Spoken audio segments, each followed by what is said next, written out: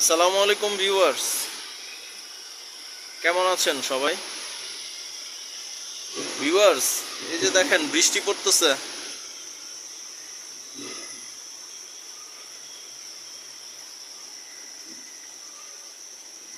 এই বৃষ্টির দিনে আপনারা কবুতরগুলোকে ছাড়বেন না দয়া করে। যদি গোসল না করান সেক্ষেত্রে গোসল করাতে পারেন। আর বৃষ্টিতে কবুতর শুধু শুধু ছেড়ে রাখবেন না, তাহলে বেশি ভিজতে আবার ঠান্ডা লেগে যেতে পারে। এখন কিন্তু ঠান্ডার প্রবণতা প্রচুর। আপনারা একটু লফট সাইড দিয়ে বৃষ্টির পানি যাতে না ঢুকতে পারে সাইড দিয়ে ঢেকে রাখবেন কবুতরের লফট। আর অবশ্যই অবশ্যই অবশ্যই এই সময়টাতে আপনারা ঠান্ডার কোর্সটা করিয়ে ফেলবেন। ভিউয়ার্স, ঠান্ডার কোর্সটা আপনারা কি দিয়ে করাতে পারেন? আপনারা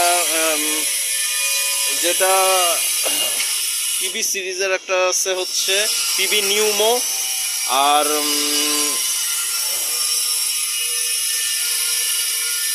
এভারেস্ট অ্যাগ্রোজেনিক্সের আছে কফ আউট।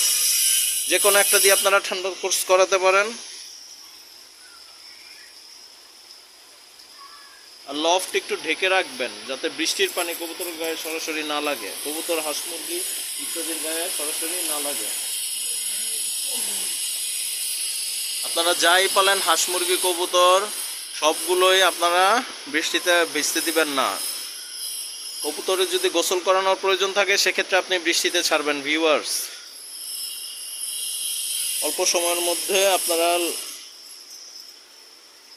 গোসল করিয়ে তারপর কবুতর ঢুকিয়ে ফেলবেন ইসের মধ্যে, আপনার ধাপড়িতে অথবা খোপের মধ্যে। আর যে মেডিসিন দুইটার নাম বললাম সেই দুইটা থেকে যে কোনো একটা দিয়ে আপনি ঠান্ডার কোর্স করিয়ে নেবেন। মেডিসিন দুইটা 2 লিটার পানিতে দিবেন 1 ml করে, অথবা 2 মিলি করে দিবেন। 1 ml করে দিলেও হয়, আমি 2 মিলি করে দিয়েছি 2 লিটারে।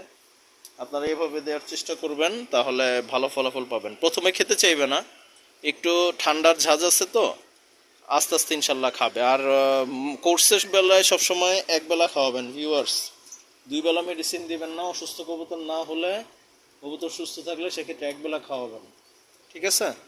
2 বেলা মেডিসিন দেওয়ার কোনো প্রয়োজন নেই।